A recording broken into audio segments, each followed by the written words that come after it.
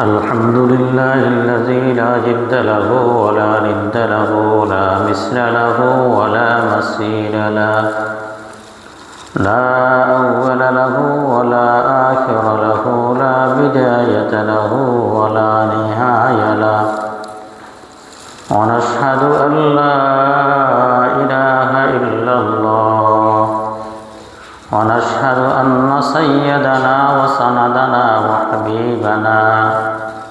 وحبيب ربنا ومولانا محمدا عبده ورسوله أرسله بالحق بشيرا ونذيرا وداعيا إلى الله بإذنه وسراجا منيرا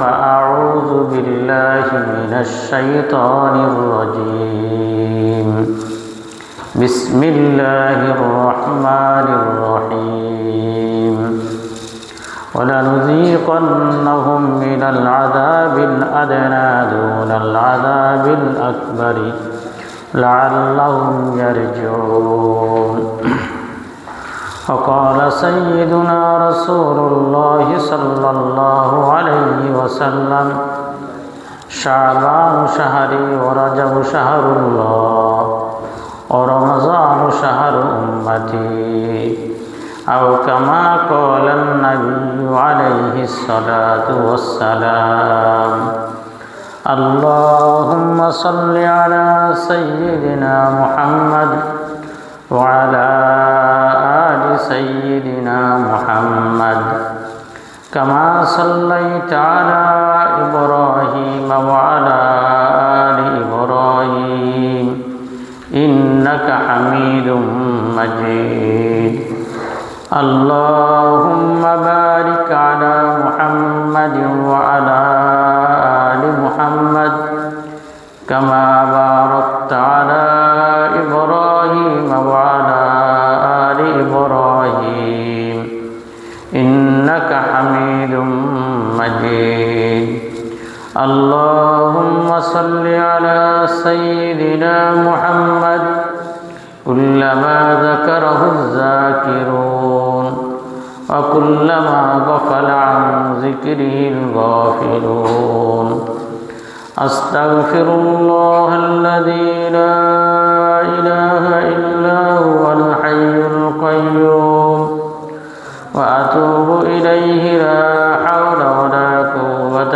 إلا بالله العلي العظيم أستغفر الله الذي لا إله إلا هو الحي القيوم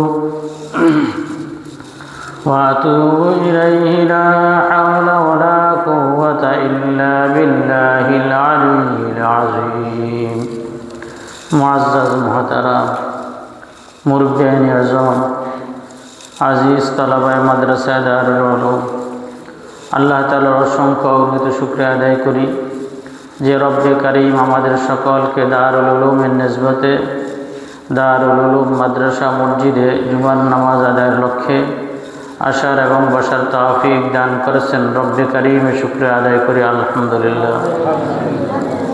মহান রব্বুল আলামিনের অপার দয়া আর মেহেরবানি যাদেরকে আল্লাহ তাআলা সুস্থতার জিন্দেগি রেখে এখানে আসার তৌফিক দান করেছেন। গত বছর আমাদের থেকে অতিবাহিত হয়েছে রমজানের মাধ্যমে। আমরা সকলেই গত বছর রোজা রেখেছি। সামনেই রমজান মাস একেবারেই নিকটে চলে আসছে। রাসূলুল্লাহ সাল্লাল্লাহু আলাইহি সাল্লাম যখন রজব মাস আসতেন তখন নিজেও পড়তেন, সাহাবায়ে কেরামদেরকেও শিক্ষা দিচ্ছেন, আল্লাহুম্মা বারিক লানা ফি রজব ওয়া শাবান ওয়া বাল্লিগনা রমাদান। আল্লাহ তাআলার কাছে দোয়া করছেন আল্লাহ তাআলা যেন রজব মাস শাবান মাসের যেন বরকত দান করেন এবং আল্লাহ তাআলা যেন হায়াতকে যেন রমজান পর্যন্ত বৃদ্ধি করে দেন। অর্থাৎ যেন আল্লাহ তাআলার কাছে দোয়া করে, আল্লাহ আমাদের হায়াতকে আপনি রমজান পর্যন্ত বৃদ্ধি করে দেন, আমরা যেন রমজানের রোজাগুলো যেন রাখতে পারি। আল্লাহ তাআলার কাছে সকলেই যেন দোয়া করেন, নেক কাজের জন্য যেন দোয়া করেন।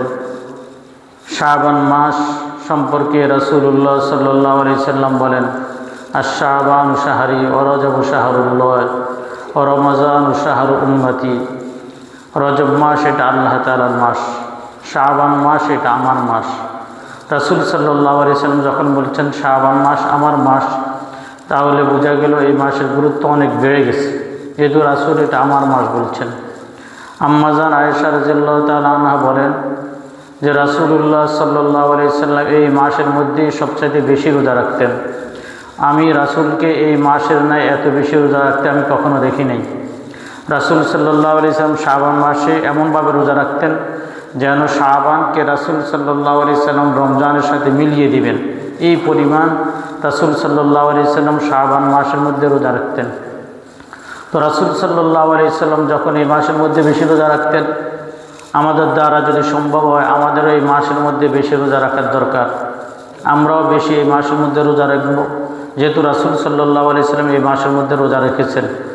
আর যদি রাসূলুল্লাহ সাল্লাল্লাহু আলাইহি সাল্লাম যেভাবে রোজা রাখছেন এটা যদি আমার দ্বারা যদি সম্ভব নাও হয়, অন্তত এতটুকু তো আমি করতে পারি যে এই মাসে কিছু কিছু সময় রোজা রাখি, লাগাতার রোজা না রাখি। উম্মত যদি এই মাসের মধ্যে যদি লাগাতার যদি রোজা রাখে, বেশি যদি রোজার পাবন্দি করে, তাহলে রমজানের রোজা রাখা তার জন্য কষ্ট হবে। যেহেতু শাবান মাসের মধ্যেই রোজা রাখার কারণে যদি শরীর দুর্বল হয়ে যায়, তাহলে রমজানের রোজা রাখা কষ্ট হবে। এই জন্যই শাবান মাসের মধ্যে রাসূল সাল্লাল্লাহু আলাইহি সাল্লামের মতো লাগাতার রোজা না রাখা, কিন্তু অন্তত কিছু কিছু রোজা রাখা। এতে করে রাসূল সাল্লাল্লাহু আলাইহি সাল্লাম এই মাসের মধ্যে যে রোজা রাখতেন, এটার সাথে রাসূলের আমলের সাথে আমার আমলটা মিলে গেল। এই জন্যই কিছু কিছু সময় রোজা রাখা। যদি এতটুক না হয়, অন্তত রাসূলুল্লাহ সাল্লাল্লাহু আলাইহি সাল্লাম 2 দিন মাসের মধ্যে, সপ্তাহের মধ্যে 2 দিন রোজা রাখতেন, সোমবার এবং বৃহস্পতিবার। 2টা দিন রাসূলুল্লাহ সাল্লাল্লাহু আলাইহি সাল্লাম রোজা রাখতেন। সোমবারে কেন রোজা রাখতেন? রাসূল সাল্লাল্লাহু আলাইহি সাল্লাম সোমবার রোজা রাখতেন এই জন্য, ওই দিনে সোমবার দিনে রাসূল সাল্লাল্লাহু আলাইহি সাল্লাম জন্মগ্রহণ করেছেন। এজন্যই রাসূলুল্লাহ সাল্লাল্লাহু আলাইহি সাল্লাম সোমবারের মধ্যে রোজা রাখতেন। আলহামদুলিল্লাহ, আমাদের দারুল উলুমের ছাত্র শিক্ষকগণ ওনারা সোমবারে রোজা রাখেন। সোমবারে রোজা রাখা সুন্নাত। এই আমল আল্লাহ তাআলা আমাদেরকে আজীবন এই আমল করার তৌফিক দান করেন। আমাদের সকলকে আমল করার আল্লাহ তাআলা তৌফিক দান করেন। একটা সুন্নতের কদর তখন বুঝে আসবে যখন কাল কিয়ামতের ময়দানে মানুষ আমলের জন্য পেরেশান হয়ে যাইবে। তারা আমল কমতির কারণে যখন জাহান্নামের ফয়সালা হবে, তখন একটা নেকি তার কাছে কত বেশি না মূল্যবান হবে। এজন্যই এই মাসের অন্তত সপ্তাহের মধ্যে সোমবারে আমরা রোজা রাখতে পারি। দারুল উলুম মাদ্রাসার ছোটো ছাত্ররা যদি রোজা রাখতে পারে, ওস্তাদেরা যদি রোজা রাখতে পারে, আমি কেন পারবো না? আমরাও তো যদি একটু হিম্মত করি, আমরাও তো পারি। কি বলেন, একটু হিম্মত করা যায় না? একটু হিম্মত করি না ভাই, একটু হিম্মত করি। নেক কাজ হিম্মত করার দ্বারাই তো নেক কাজ হয়ে যায়। দুনিয়ার কত কাজ না আমরা কত হিম্মত করি। যেখানের মধ্যে মৃত্যুর রিস্ক আছে সেখানেও তো আমরা হিম্মত করি। যেখানের মধ্যে আমেরিকা যাইতে লাখ লাখ টাকা লাগে সেখানেও তো মানুষ যায়। সিঙ্গাপুরের মধ্যে যাইতে লাখ লাখ টাকা লাগে সেখানেও তো যায়। ইতালিতে যাইতে লাখ লাখ টাকা লাগে সেখানেও তো যায়। মানুষ কত বড় রিস্ক নেয়, কত বড় রিস্ক নেয়। যদি চোরা পথে যাইতে হয় তো চোরা পথে যাইতেও রাজি আছে। এরকম বহু ঘটনা আমরা জানি শুনি যে আমেরিকা যাইতে, ইতালি যাইতে, চোরা পথে যাইতে মানুষ মারা গেছে, তারপরেও তো যায়। গত কয়েকদিন আগে আসতে এরকম শুনতেছি, আমাদের যখন শিক্ষা সফর হয়েছিল তো গাড়িওয়ালা বলতেছে ওনার পরিচিত লোকের মধ্যেই একটা নদী পার হবে, তো শোঁ করে আওয়াজ আসতেছে, বলতো গো মানে দ্রুত পার হও। তো বলছে দ্রুত যারা পার হইতে পারছে তারা পার হয়েছে, একজন পার হইতে পারে না, তাকে কুমিরে খেয়ে ফেলছে। এখন এটা শোনার পরেও কেউ কি বিদেশ যাওয়া, চোরাই পথে যাওয়া বন্ধ করছে? করে নাই। এত দুর্ঘটনা শোনার পরেও যাওয়া বন্ধ করে নাই। কারণ মানুষ মনে করে যত বেশি রিস্ক নিতে পারবো তত বেশি আমার জিন্দেগি দামি হবে, তত বেশি দুনিয়াতে বেশি রিয়াল কামাইতে পারবো, ডলার কামাইতে পারবো, তত বেশি দিরহাম কামাইতে পারবো, ইউরো কামাইতে পারবো। এরকম মানুষে তার দুনিয়ার সৌন্দর্যের জন্য এত রিস্ক নিতে পারে, তা আখিরাতের জন্য কেন নিব না? আখিরাতের জন্য তো একটু চেষ্টা করার দরকার। মাদ্রাসার ছাত্ররা দৈনিক কোরআন তেলাওয়াত করে, সারাদিন কিতাব পড়ে, 24টা ঘন্টা শুই থাকলেও তাদের নেকি, বসে থাকলেও নেকি, 24টা ঘন্টা নেকির মধ্যে থাকে। মাদ্রাসার ওস্তাদেরা 24টা ঘন্টা নেকির মধ্যে থাকে। এত কিছুর পরেও তারা যদি মনে করে যে সোমবার রোজা রাখা সুন্নত, আমরা রোজা রাখবো, তাহলে যারা আমরা এলাকাবাসী আমরা যারা এরকম আমল করতে পারি নাই, এদের আমল দেখি, আমাদেরও তো আমলের একটা স্প্রিয় আসার দরকার যে আমি রোজা রাখি, দৈনিক 3 বেলা খাবার খায় একজন মানুষে। এখন রোজা রাখলে কয় বেলা খায়? 2 বেলা খায়। তো হইলো, তো একটু বেশ কম হইলো আর কি, 1 বেলা কম খাইলেন আর কি, কিন্তু 2 বেলা তো ঠিকই খাইলেন, তারও সমস্যা কই? একটু যদি হিম্মত করা হয় তাইলে কিন্তু সম্ভব। আমরা তাইলে একটু হিম্মত করি, আল্লাহ তাআলা আমাদেরকেও সোমবার রোজা রাখার তৌফিক দান করেন। রাসূলুল্লাহ সাল্লাল্লাহু আলাইহি সাল্লাম বৃহস্পতিবার রোজা রাখতেন। কেন রোজা রাখতেন? রাসূল সাল্লাল্লাহু আলাইহি সাল্লাম বলেন, মানুষের আমলগুলা আল্লাহ তাআলার দরবারে পৌঁছানো হয় বৃহস্পতিবারে। আমি চাই আমার আমলটা যেন আল্লাহ তাআলার দরবারে বৃহস্পতিবারে যেন রোজা অবস্থায় পৌঁছে, যেন আমি রোজা অবস্থায় আল্লাহ তাআলার দরবারে আমার আমলটা পৌঁছে, যে আমি রোজা অবস্থায় আছি। আমি তো আলহামদুলিল্লাহ সচক্ষে মসজিদে নববীর মধ্যে দেখছি প্রত্যেক দিন প্রতি বৃহস্পতিবারে আমরা যেরকম রমজান ইফতারি তৈরি করি, মসজিদে নববী মদিনার মসজিদে বৃহস্পতিবার এরকম দস্তরখান বিছানো হয়, ইফতারি দেওয়া হয়। বৃহস্পতিবার ইফতারি দেওয়া হয়, প্রত্যেকটি ইফতারি দেওয়া হয়। যারা রোজা রাখেন তারা দস্তরখানে বসে যান। এই জন্য ভাই আসলে যদি এরকম আমরা হিম্মত করি, আমল তো দেখিও শেখা যায়, শুনিও তো শেখা যায়। এই জন্য সকলে একটু হিম্মত করি, আখিরাতের জন্য হিম্মত করি।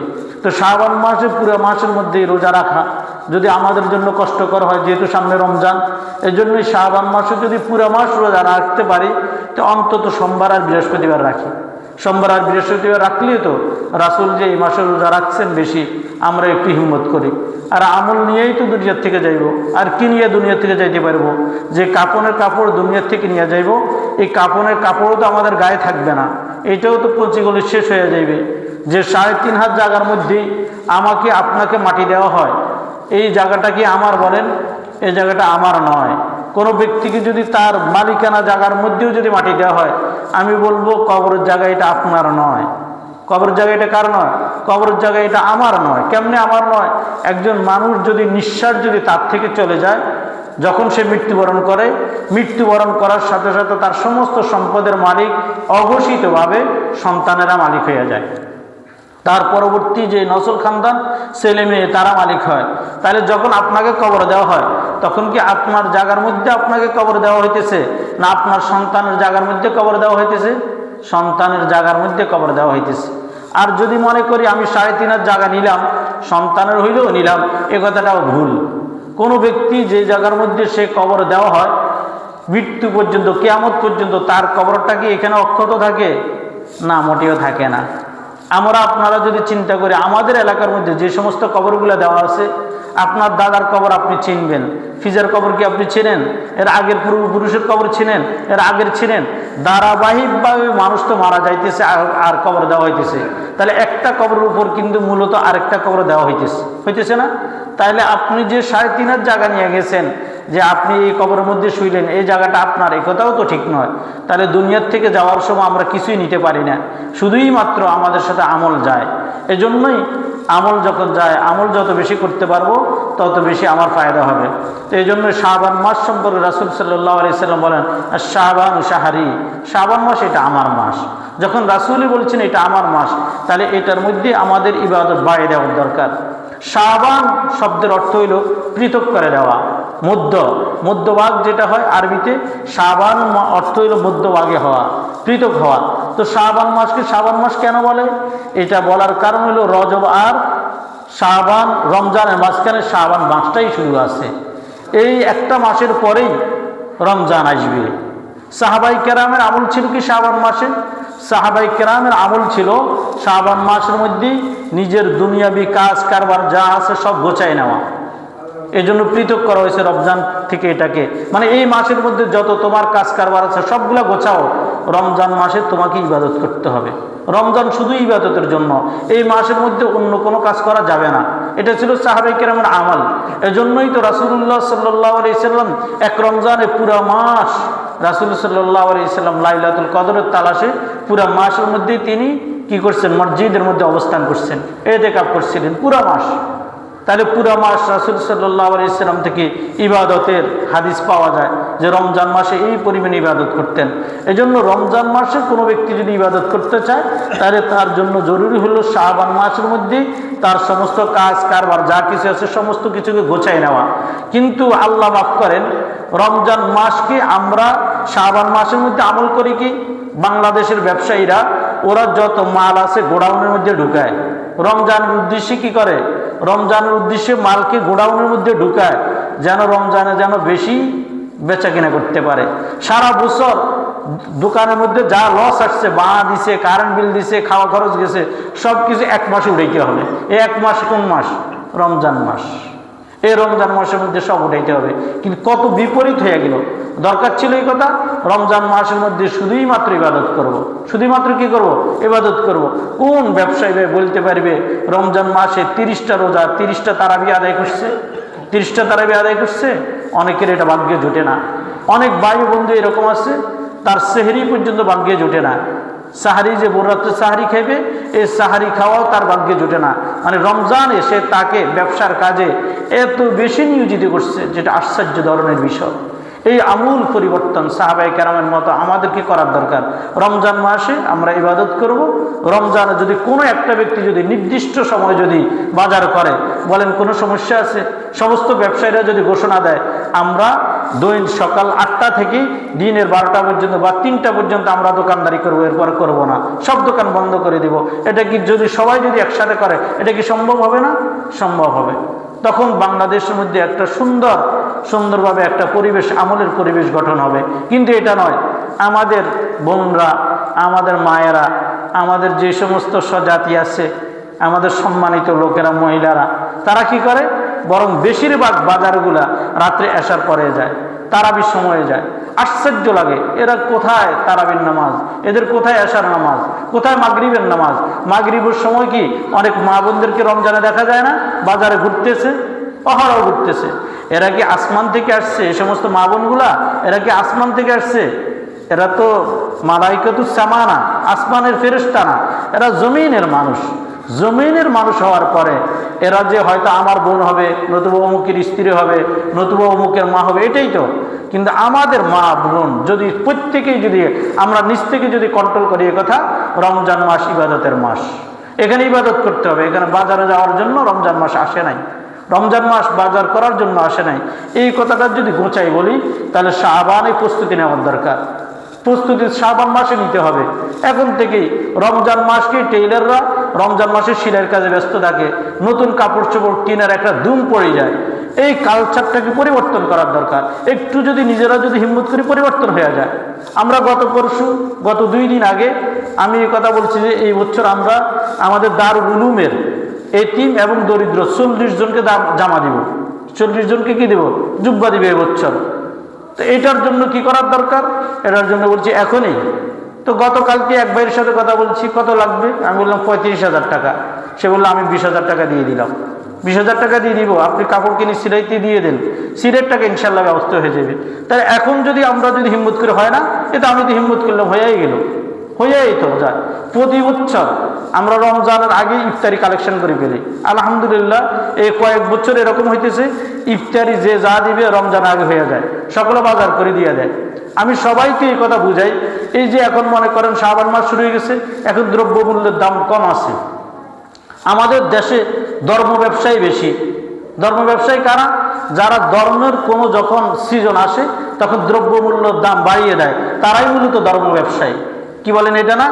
অর্থাৎ যে সোনাবুট এখন চলতেছে মনে করেন 100 টাকা, রমজানের চাঁদ উঠার সাথে সাথে বা একদিন আগে এই সোনাবুটের দাম হইব 150 টাকা। তার ধর্মটাকে পুঁজি করছে কে? ব্যবসায়ীরা পুঁজি করছে না? চিনির দাম যেটা বর্তমানে চলতেছে 100 টাকা, এই চিনির দাম হবে কত টাকা? 150 টাকা। তাহলে ধর্মটাকে তারা পুঁজি করছে না? ওরাই হলো ধর্ম ব্যবসায়ী। এজন্য ভাই বন্ধুগণ, ধর্ম ব্যবসায়ীরা যেন ধর্ম ব্যবসা না করতে পারে, এজন্য এখন থেকেই আপনি ইফতারির যে সমস্ত আসবাবগুলা এগুলাকে কিনে ফেলেন। এখন আসবাবের দাম কম আছে, তাহলে রমজানে আপনাকে পেরেশানি করতে হবে না। যতটুকুই যার প্রয়োজন আস্তে আস্তে কিনে ফেলেন। যখন সবাই একসাথেই যখন আপনারা ব্যবসায়ীদের উপর হামলা করেন, তো ব্যবসায়ীরাও আপনাদের উপর হামলা করে। দোকানের মধ্যে বাজার করতে গেলে এই দোকানে পেঁয়াজের দাম কত, এই দোকানে এখন বাজার করতে গেলে মূলা, কিন্তু রমজানে মূলা নিয়ে কোনো সুযোগ নেই। আছে সুযোগ আছে? কোনো সুযোগ নেই, শুধু অর্ডার বাই সাপ্লাই, অর্ডার দিবেন আর মাল দিয়ে দিবে।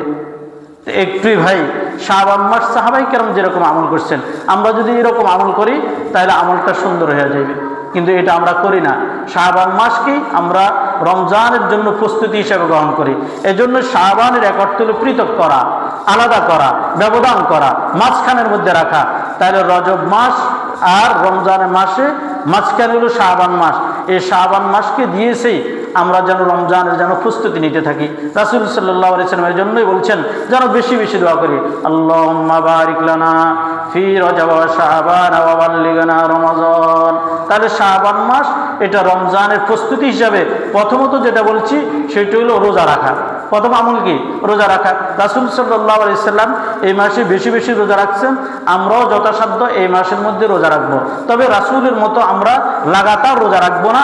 আমাদের জন্য লাগাতার রোজা রাখা ফকিহগণ মাকরুহ বলেন। কেন মাকরুহ বলেন? বলে কোনো ব্যক্তি যদি শাবান মাসে যদি লাগাতার যদি রোজা রাখে, রমজান মাসে তার জন্য রোজা রাখা কষ্ট হবে। সে যদি দুর্বল হয়ে যায় তাহলে রমজান মাসে রোজা রাখতে পারবে না। এই মাসের মধ্যে রোজা রাখা মুস্তাহাব বা সুন্নত, এর চাইতে বেশি না রাসূলের অনুকরণ হিসাবে, কিন্তু রমজান রোজা তো ফরজ। এজন্যই এখন স্বাভাবিকভাবে কেউ রোজা রাখতে চাইলে স্বাভাবিকভাবে রোজা রাখবে। আর অন্তত কেউ যদি আরো বেশি আমল করতে চায় তাহলে সোমবার আর বৃহস্পতিবার এই 2 দিন করে রোজা রাখবে। তাহলে রাসূল সাল্লাল্লাহু আলাইহি সাল্লাম পুরা বছরে সোমবার আর বৃহস্পতিবার রোজা রাখতেন। ওই অনুসরণ আমি এখন রাখলাম। তাহলে শাবানের আমল হলো অন্য সুন্নতের হলো আমল হলো, এই হলো 1 নম্বর আমল। 2 নম্বর আমল হলো এই মাসের মধ্যে বেশি বেশি জিকির করা। বেশি বেশি কি করা? জিকির করা। সাহাবায়ে কেরাম এই মাসের মধ্যে বেশি বেশি জিকির করতেন। জিকির করতে হইলেই একবারে 1 ঘন্টা 2 ঘন্টা চিল্লাই চিল্লাই আল্লাহ আল্লাহ করে জিকির করা, লা ইলাহা ইল্লাল্লাহ জিকির করা, এরকম নয়। বরং জিকির সহজ নিয়ম যদি আমরা যদি একটু মেনে চলি আমাদের জন্য জিকির করা সহজ হয়ে যায়। সেটা হলো কি? আমরা প্রত্যেক নামাজের পরে, যেটা আগের জুমা বলছি, প্রায় সময় বলি থেকে সুন্নতের কথা, প্রত্যেক নামাজের পরে 10 বার সুবহানাল্লাহ, 10 বার আলহামদুলিল্লাহ, 10 বার আল্লাহু আকবার। যেহেতু আমরা ব্যস্ত বেশি, কিন্তু 33 বার পড়াও সুন্নত, 10 বার পড়াও সুন্নত। আপনি যদি 33 বার না পারেন অন্তত 10 বার করে পড়েন না। কয় মিনিট লাগবে? বড় জোর দেখবেন ঘড়ির দিকে তাকালে 2 মিনিটের বেশি লাগবে না।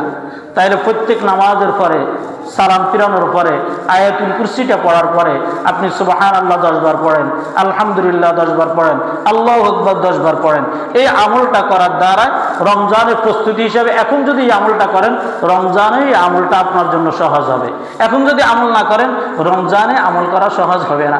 হঠাৎ করেই আপনি আল্লাহওয়ালা হয়ে যাবেন, হঠাৎ করেই আপনি বুজুর্গ হয়ে যাবেন, এটা সম্ভব নয়। ধীরে ধীরে করতে হয়, ধীরে ধীরে কি করতে হয়। এই 2 নম্বর আমল। 3 নম্বর আমল হইল এখন থেকেই কিছু না কিছু তেলাওয়াত করে, কোরআন তেলাওয়াত করি।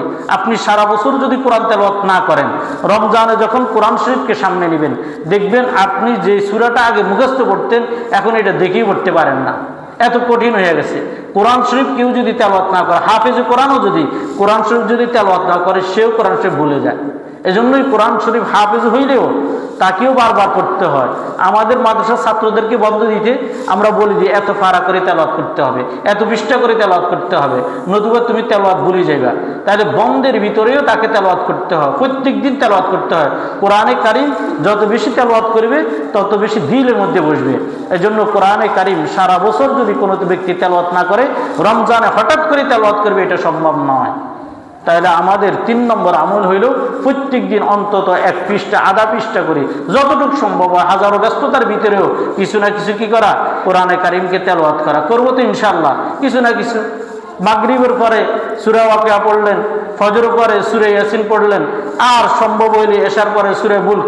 আর একটু সময় নিয়ে 1 পৃষ্ঠা, আধা পৃষ্ঠা, 2 পৃষ্ঠা করে তেলাওয়াত করেন। তেলাওয়াত করলে রমজানে তেলাওয়াত করতে মজা পাইবেন, রমজানে তেলাওয়াত করা সম্ভব হবে। এখন যদি তেলাওয়াত না করেন রমজানে তেলাওয়াত করা সম্ভব হবে না। রমজানে কোরআন শরীফ সামনে দিলেই দেখবেন আপনি চোখে কিছু দেখতেছেন না, আপনার কাছে খুবই কষ্ট লাগতেছে। আপনি মনে করবেন আপনার জিহ্বা গোদা হয়ে গেছে, মানে জিহ্বা দিয়ে কোরআনে কারিম তেলাওয়াত আসবে না। এখন থেকেই কোরআনে কারিমের তেলাওয়াত করতে হবে। 3 নম্বর আমল। 4 নম্বর আমল হইল যারা 5 ওয়াক্ত নামাজ আদায় করি, যখন যেভাবে করছি রমজানে যেন জমাত না ছুটে। 5 ওয়াক্ত নামাজ যেন জমাতের সহিত পাবন্দির সহিত হয়। হঠাৎ করে বলছি না পারিবেন না, একটা ফ্যান বন্ধ করলেও তো ফ্যান কিছুক্ষণ ঘুরতে থাকে, হঠাৎ করে ফ্যান বন্ধ করা যায় না। পানির স্রোত আসতেছে, আপনি বান দিলেই বন্ধ হবে না, আগে কিছু আপনাকে ময়লা আবর্জনা দিয়া এটার মাঝখানে রাখি, তারপরে যদি কাদা দেয় মাটি দেয় তাহলে থাকে। হঠাৎ করে পানির স্রোত বন্ধ করা যায় না। ঠিক তদ্রূপভাবে আপনি হঠাৎ করে মুসল্লি হয়ে যাবেন, হঠাৎ করে 5 ওয়াক্ত নামাজ জামাতের সহিত হইবেন, এটা অনেক সময় হয়ে উঠে না। এজন্যই এই মাসটা প্রস্তুতিমূলক মাস। এখন থেকেই আমরা রমজানের জন্য প্রস্তুতি নিই, 5 ওয়াক্ত নামাজ জামাতের সহিত এখন আদায় করি। এখন থেকেই যদি 5 ওয়াক্ত নামাজ জামাতের সহিত যদি আদায় করি, যদি শুরু করে দিই, রমজানে দেখবেন আপনার মধ্যে নামাজের গুরুত্ব আরও বেশি চলে আসবে, রমজানের মধ্যে আরও গুরুত্ব আসবে। একটু যদি হিম্মত করি হয়ে যায়। আমরা আজান দিলেই নামাজের প্রস্তুতি নিই, আসলে আজান দিলে নামাজের প্রস্তুতি না, বরং আজানের আগেই নামাজের প্রস্তুতি নেওয়া। আজান দেওয়ার পরে কতক্ষণ সময় থাকে? একজন মানুষ তার হাতের মধ্যে যদি কাজ থাকে, তা আজান দিলে কাজ ছাড়তে ছাড়তে জামাত ছুটে যায়। কিন্তু যদি প্রত্যেকের হাতে এখন ঘড়ি আছে, প্রত্যেকে ঘড়ির দিকে লক্ষ্য করি, যদি 12:30 1টার দিকে 12:30টার দিকে যদি কাজটা যদি ছেড়ে দিই, এরপর আসি যথারীতিভাবে সুন্দর করে নামাজ আদায় করিনি, সুন্দর করে নামাজ আদায় করার পরে দেখবেন আপনার ধীরস্থিরভাবে নামাজ আদায় করছেন। কিন্তু অনেক ভাই বন্ধু আছে এরকম যে ঘড়ির দিকে, হুজুরের আজানের দিকে লক্ষ্য করে, তা আজান দিলে তো আগে গোসল করুন, তো গোসল করবে, গোসল করতে করতে সেখানে যায় গল্প করতেছে, কথা বলতে বলতে নামাজের সময় চলে যায়। অনেক সময় জোহরের নামাজ জামাতের সহিত পড়া হয় না। গোসল করা এটা তো ফরজ নয়। অনেক ব্যক্তি আছে গোসল যদি বলে যে ভাই নামাজটা আদায় করেন, আগে গোসল করিলেন, তা আমি বলি যে ভাই কোনো নাফাকি আসেনি, না নাই। তা আমি নাফাকি যখন নাই তাহলে আপনি তো গোসল করা জরুরি না, আগে নামাজটা আদায় করেন সব কম, তারপরে দরকার হলে গোসল করেন।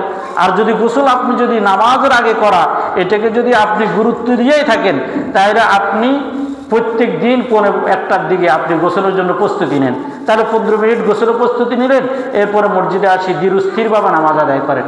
কিন্তু দেখা যায় কি, যখন জোহরের নামাজে দাঁড়ানো হয়, পিছনের দিকে দৌড়ায় কয়েকজন আসতেছে, পায়ের দাপ দাপ আওয়াজ শোনা যায়, বোঝা গেল এরা খুব দৌড়তেছে। এই ব্যক্তিরা দৌড়ে আসে যদি নামাজে খায়, আপনার নিঃশ্বাস যে জোরে আসার দাওয়া করতেছে, এটার দ্বারা কি তার নামাজের গুরুত্ব হয়েছে? নামাজের গুরুত্ব হয়নি।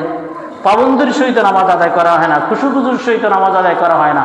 এজন্যই জোহরের আগে 4 রাকাত নামাজ দিয়েছে ফরজের হেফাজতের জন্য। জোহরের আগে কোনো ব্যক্তি যদি 4 রাকাত সুন্নত যদি আদায় করে, তাহলে তার জোহরের 4 রাকাত ফরজের হেফাজত হয়। আর কোনো ব্যক্তি জোহরের আগে যদি 4 রাকাত সুন্নত যদি যথারীতিভাবে সুন্দর করে যদি আদায় না করে, তাহলে তার ওই যে 4 রাকাত ফরজ, এটার হেফাজত হবে না। জোহরের পরে আবার দৌড়াদৌড়ি করে মসজিদ থেকে বাইরে না হওয়া, জোহরের যে 4 রাকাত ফরজ, এটা যেন ধীরস্থিরভাবে যেন আদায় হয়। এজন্যই তো জোহরের পরে 2 রাকাত সুন্নত রাখছে, যেন ধীরস্থিরভাবে যেন ফরজটা যেন আদায় করে। ফরজ আদায় করতে করতে তার খেয়াল হবে আরও তো 2 রাকাত সুন্নত আছে, তা আগেও সুন্নত রাখা হয়েছে, পরেও সুন্নত রাখা হয়েছে। কেন? যেন আমার জোহরের 4 রাকাত নামাজ, ফরজ নামাজ, এটা যেন ধীরস্থিরভাবে সুন্দরভাবে যেন আদায় হয়। এই জন্যই প্রত্যেকেই আমরা খেয়াল করবো এই কথা, যে আমার জোহরের নামাজটা যেন সুন্দরভাবে যেন আদায় হয়। এরকম আসরের আগেও, তখন তো কোনো কাজ দেয়, খাওয়ার পরে কেউ কাজ করলে করলাম, আজান দিলেই আজানের পরে মাত্র 15 মিনিট সময় থাকে। আজান দিতে একজন মুয়াজ্জিন যখন আজান শুরু করে, আজান শেষ করতে মনে করেন 5 মিনিট সময় চলে গেল, আর 10 মিনিট। তা আপনি আজান দেওয়ার সাথে সাথে যদি কাজ না ছাড়েন, জামাত পাইবেন না। আজান শেষ হলে যদি কাজ চান, তো ওযু করতে আরো 5 মিনিট সময় লাগে, তা আপনার বাইরে থেকে আসতে আরো 5 মিনিট সময় লাগে বা 10 মিনিট, তা আপনি জামাত কিভাবে পাইবেন?